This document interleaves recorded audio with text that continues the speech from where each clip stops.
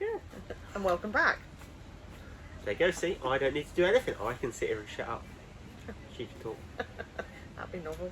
It would be novel. I'm not very good at sitting here and shutting up. No, carry on then. But welcome back. Welcome back to Vanother Collective. This month is really exciting for the collective. It has grown. You'll see loads of new logos up and down here, wherever I stick them, because there are loads of new people. So remember to check out the playlist, like, subscribe, drop everybody a comment, because that's the important bit, is that you interact. You watch us, and then you tell us how rubbish we are, and nobody cares. That's what we're all here for. See, double thumbs up. This month's topic, though, that's the important thing, because obviously you've listened to me waffle already.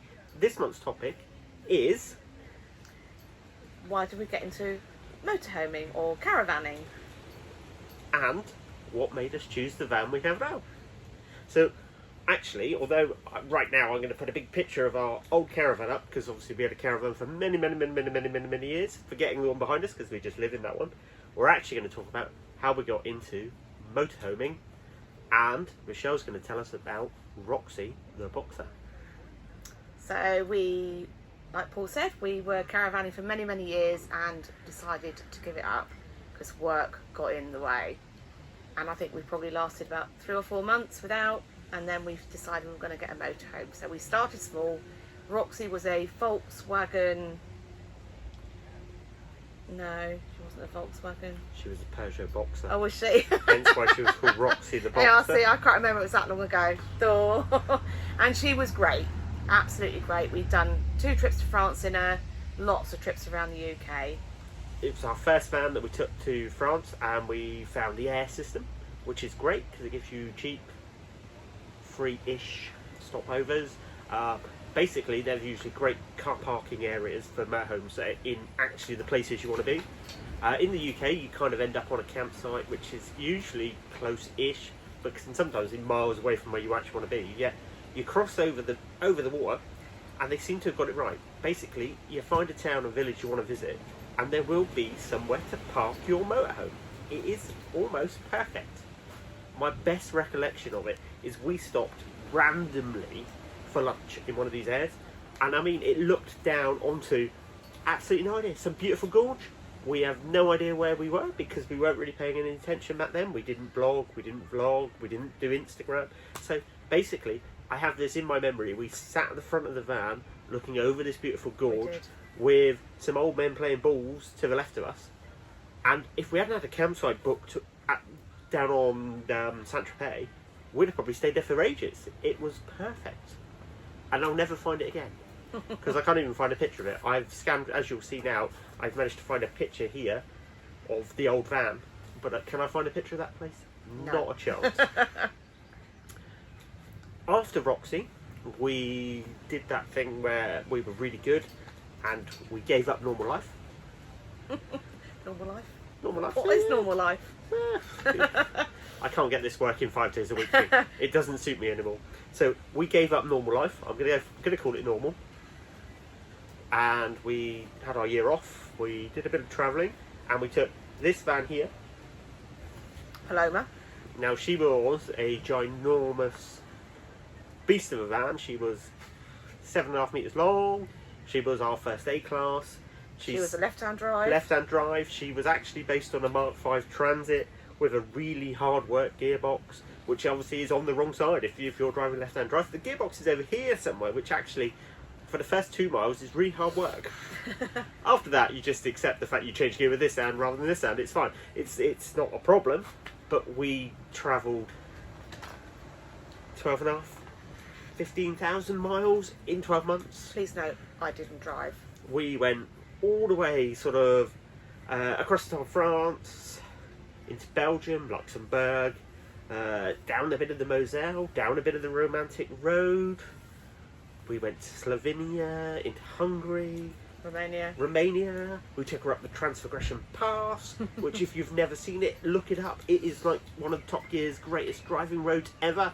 And actually it was one of the greatest driving roads ever. I believe it was one of the highest paved roads in the world for a long time. But literally you went from the bottom in the sunshine, and when you got to the top, there was obviously some perma snow because I took the dog for a walk around the big lake. and we played in the snow, and there was just a party atmosphere. It was cool. That was good. great. We carried on down through the rest of Romania into Bulgaria, which I have to say is one of the most lovely countries you'll ever find. And then we wiggled off into Greece, where, to be honest, I could have spent the rest of my life. It's not a problem.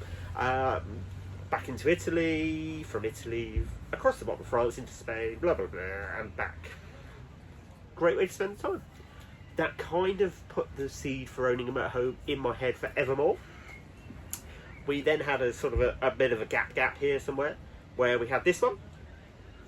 Because we need somewhere to live for working, and me got the problem of, if we go away in the motorhome and something happens, if we've got no motorhome to come back with, where do we work and where do we live? So we've now got caravan as well. Caravan is our house, in inverted commas, because Yep. it still moves, so it's not quite a house. No. We then had the Volkswagen, where we have done loads. We have taken the Volkswagen across to Spain 3 times. Yeah, 3 times. 3 times we've taken it across to Spain for 3 months at a time, which in a Volkswagen camper van is pushing your luck.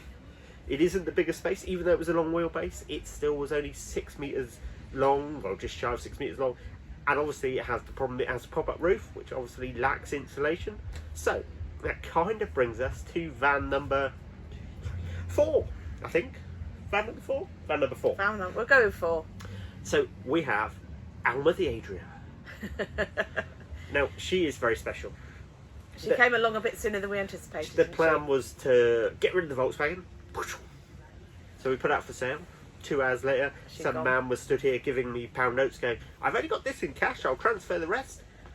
Obviously we sold it too cheap, by the way, just so everyone knows. We should have sold it for leather, at least another 10 grand on top of that, but hey, it's gone. It went to a lovely family. They did. They brought their dog, they brought their kid, they put the kid in the top, they put the dog on the seats, they all looked happy, they took it away. What more can you ask?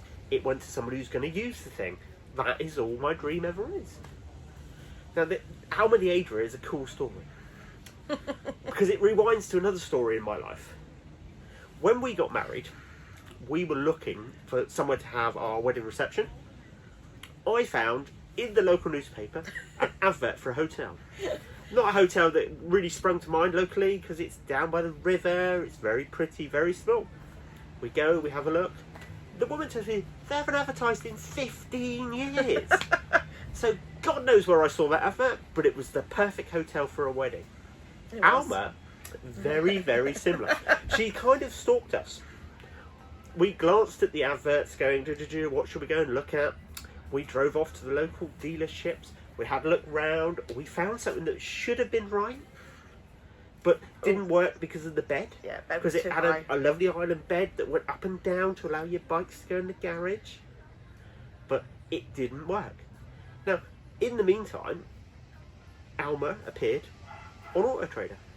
Oh, that looks nice. Pretty, pretty, pretty. Ooh. Then, the next day, Alma appears on Facebook. And then she just plagues us by appearing in Facebook ads time and time again for about a week. Until we relent and go look at her. And that's where we are. That's how we ended up with Alma. Is she the right van for us? She ticked a lot of our boxes. Ticked more of the boxes than we wanted, because we wanted... The garage was the main thing, wasn't it? Garage for the junk, because we have a lot of toys that we want to take away. You need somewhere to store them. My next plan is to have electric bikes, which there is no way on earth I'd put on a bike rack at the back of a van, because they'd be way too nickable. Whereas at least in the garage, you don't know they're there unless you look. So that was the main consideration. We wanted the garage. We weren't worried about cooker, etc., were we? And the bed, we've compromised. We've gone for the 2 singles that you can make into a massive big bed if you need to. But she came with the added bonus. She's winterised because she's got double floor. She's got double flooring. And the for heating me, blows under the floor. That is an amazing feat in the winter. It's going to keep us nice and warm, which means we can venture slightly eastward for the winter. We can. France, Germany, Austria, they're all now doable. But for me, the compromise was, or no, actually the big bonus was, she's an automatic. So I've actually been the only one that's driven her since you drove her home. I've been allowed to drive her home And to the garage to get tyres. I drove it to the tyre garage so we could get our nice new winter tyres on, so we are ready for the winter. We have gone for the Michelin and Cross Climate camper tyre. It's quite an aggressive tyre, but it will see us good in whatever conditions we go for. And the biggest bonus of it all, we've got the same set of snow chains that have now fitted 1, 2, 3 vans. So my set of snow chains that are still in the bag from when I bought them in Italy 5 years ago fit this van as well. Bargain. Bonus. Got anything else to say? No, just stay safe and happy travels out there. Happy travels. Catch you next time. Thanks for watching, guys. It was nice to see you again. Remember to like, subscribe, and we'll catch you next time.